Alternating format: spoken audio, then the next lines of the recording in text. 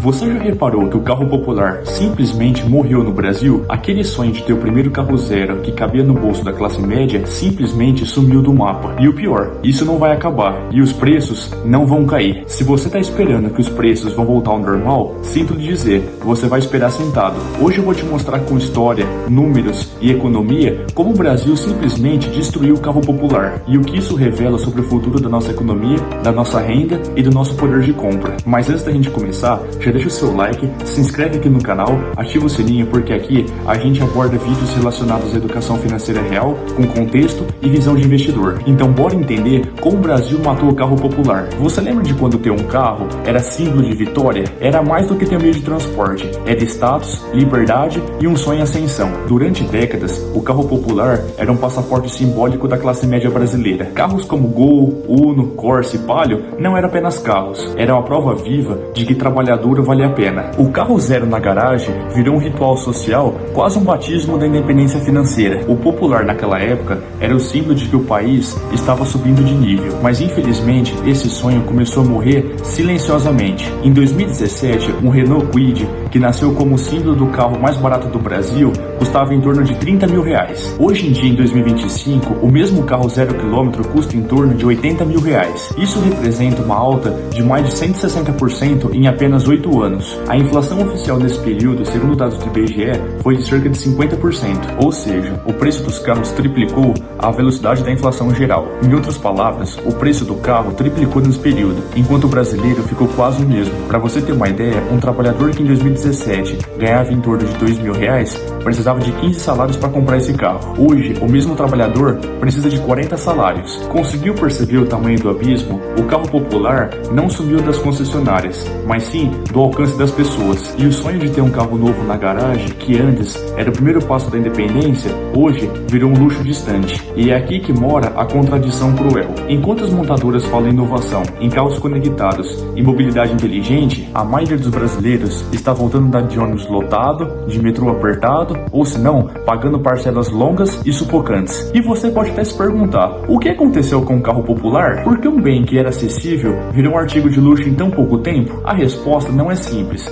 mas ela passa por 3 pilares que ninguém gosta de discutir: impostos que punem o consumo, protecionismo que destrói a inovação, ou se não, burocracia que destrói a concorrência. Daqui a pouco você vai entender, com dados e história, como o Brasil transformou o carro popular em um produto da elite. Todo mundo que eu conheço já disse essa frase pelo menos uma vez: ah, eu tô esperando o preço dos carros voltarem ao normal. Mas aqui vai a verdade nua e crua, é que os preços não vão cair. Enquanto antes você aceitar isso, melhor vai entender o Brasil que você vive. Porque o problema não é o carro, o problema é o sistema. Esse sistema é movido por 3 forças que ninguém controla, que seriam impostos, burocracia e protecionismo. Segundo dados da Anfavea, a Associação Nacional de Fabricantes de Veículos Automotores, os tributos representam de 37% a 44% dos impostos incidentes em um carro. Ou seja, se você compra um carro no valor de 100 mil reais, você está pagando 44 mil reais em impostos. E não é exagero, é literalmente quase metade do carro que você não dirige. Agora,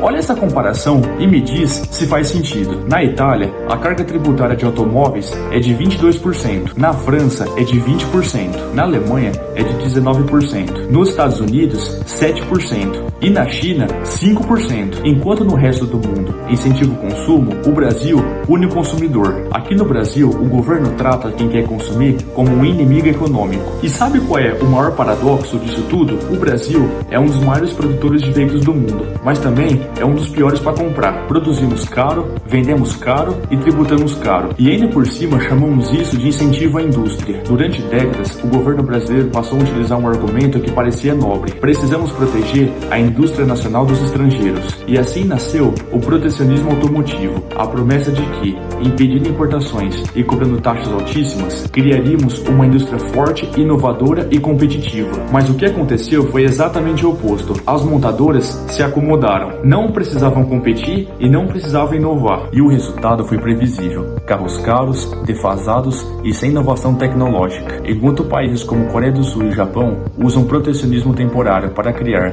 tecnologia própria, o Brasil usou para criar dependência e burocracia. E quem paga a conta disso tudo hoje? Nós consumidores. O consumidor que compra caro paga mais imposto e recebe menos valor. Se tudo isso já não fosse o bastante, vem o terceiro fator, que é a burocracia. Cada novo modelo, cada nova peça, cada nova adaptação passa por um labirinto de novas regras e licenças. São meses ou até anos para provar uma regra simples. Enquanto lá fora as montadoras lançam carros elétricos em ritmo acelerado, aqui as empresas esperam liberação de formulário. É surreal. A burocracia não regula, ela atrasa. Então, quando alguém diz os carros estão caros, é melhor dizer o sistema está caro, porque não existe milagre na capacidade de reduzir os preços em um ambiente onde metade do valor do carro é imposto e a concorrência é artificialmente limitada e o processo é sufocado por camadas de papel e política. Ele na verdade pune quem consome. Nos países ricos o imposto é menor no consumo e maior na renda. Aqui é o contrário, você é penalizado por tentar viver melhor. Quer entender como o Estado brasileiro pune o consumo todos os dias e impede o Brasil de crescer? Fique comigo até o fim porque você vai entender como o Brasil se tornou o próprio inimigo do povo brasileiro. No Brasil, o sonho de consumo virou castigo tributário. Nos países ricos, a base do sistema é clara. Quem ganha mais, paga mais. O imposto sobre renda é alto, mas o imposto sobre consumo é baixo. Isso acontece justamente para estimular o mercado interno. No Brasil é o contrário. Quem consome é punido. E quanto mais você tenta melhorar de vida, mais caro fica. Se você for comprar um carro hoje, você tem que pagar IPI,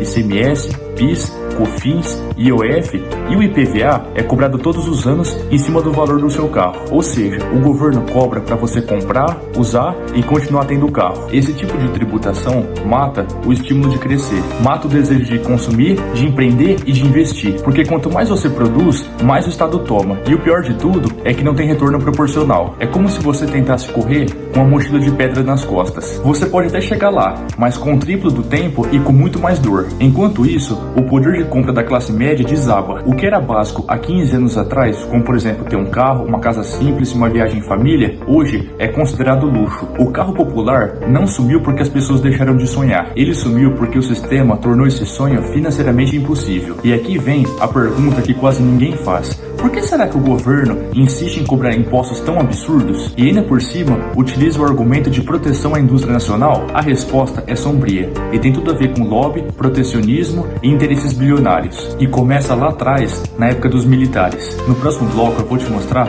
como essa política começou com uma promessa de crescimento nacional e virou uma prisão econômica disfarçada de patriotismo. Tudo começou lá atrás, durante o regime militar. Naquela época, o Brasil queria industrializar a qualquer custo, proibindo a importação de veículos e dando uma vantagem gigantesca às montadoras que viessem produzir o carro aqui no Brasil. A promessa era gerar empregos, fortalecer a indústria nacional e também criar carros baratos. A ideia foi até boa, mas na realidade o que aconteceu foi exatamente o oposto. O que o Brasil criou não foi uma indústria forte, foi um mercado fechado, acomodado, sem incentivo para inovar. Sem concorrência externa, as montadoras simplesmente não precisavam melhorar, não precisavam reduzir custos e menos ainda produzir tecnologias mais eficientes, porque sabiam que de um jeito ou de outro o brasileiro teria que comprar carro delas. E assim nasceu o mito do protecionismo, uma política que teoricamente deveria proteger a indústria nacional. Durante décadas, o Brasil manteve essa cultura engessada, mesmo quando o governo Collor abriu as importações na década de 90. E você deve lembrar daquela frase que ele dizia que o carro brasileiro era uma carroça. Parecia que o Brasil finalmente ia entrar no século XXI, mas infelizmente foi só um sopro de modernização. Pouco tempo depois, os impostos sobre veículos importados subiram de novo. Os incentivos locais voltaram e as barreiras alfandegárias continuaram altas. E o resultado disso foi a concorrência sufocada mais uma vez. E a promessa do carro acessível, eficiente e moderno morreu junto. Enquanto o resto do mundo avançava com eficiência, competitividade e inovação, nós ainda estamos aqui, tentando ressuscitar o carro popular. Mas calma, porque ainda há uma explicação ainda mais profunda. Porque o protecionismo foi uma das peças do quebra-cabeça. Você lembra o caos que foi o mercado durante a pandemia? Prateleiras vazias, dólar disparado e fábricas paradas. Mas o que muita gente não percebeu é que a pandemia foi o golpe final do sonho do brasileiro ter um carro popular. E o culpado tem nome e sobrenome, que seria a crise dos semicondutores. Durante décadas, o mundo todo passou a depender da produção de chips, que são pequenos circuitos capazes de controlar tudo dentro do carro moderno. Painel digital, controle de tração, injeção eletrônica, câmbio automático, airbags, tudo depende deles. Aí veio 2020. A pandemia fez com que as fábricas da Ásia fechassem as portas. Taiwan, China, Malásia, os grandes centros de produção fecharam completamente. Enquanto isso, as montadoras do mundo inteiro cancelaram seus pedidos achando que a economia ia desabar e que ninguém mais ia comprar carro tão cedo. Mas o que aconteceu foi o oposto. As pessoas presas em casa queriam liberdade. Começaram a comprar carros como nunca antes. Só que quando o mercado reagiu, os chips já não estavam mais disponíveis. Sem os semicondutores, as linhas de montagem travaram. Montadoras reduziram produção, fecharam turnos e demitiram funcionários. Alguns modelos temporariamente saíram de linha. Aí entra a lei de oferta e procura. Oferta baixa, demanda alta, fazendo com que os preços subissem. No Brasil, isso virou um colapso completo. Carros que custavam 30 mil reais passaram a custar 80 ou até mais. E o mais assustador é que os preços não voltaram. Mesmo depois que a produção foi retomada, o mercado se adaptou ao novo patamar. As montadoras viram que o consumidor continuava pagando. E claro, elas não iriam abrir mão dessa nova margem de lucro. Mas por que o Brasil foi tão afetado com isso? Porque nunca investimos em tecnologia de base. Somos dependentes de chips, componentes e peças importadas. Enquanto países desenvolvidos como Alemanha e Estados Unidos incentivaram a produção de semicondutores, o Brasil continuou preso com a burocracia e com os impostos altos. Ou seja, o Brasil, que queria ser autossuficiente, virou refém de importações. E quando o mundo entrou em crise, nós ficamos de mãos atadas. Então, quando você olha para o carro e pensa, está caro demais? Não é o carro que está caro, mas sim o Brasil que está caro. É por isso que quem quer crescer financeiramente precisa entender de economia, proteção patrimonial e investimentos. Porque se você não aprende a jogar o jogo, você é jogado por ele. E lembre-se disso, o carro popular morreu, mas sua liberdade financeira ainda pode nascer. Nos vemos no próximo vídeo.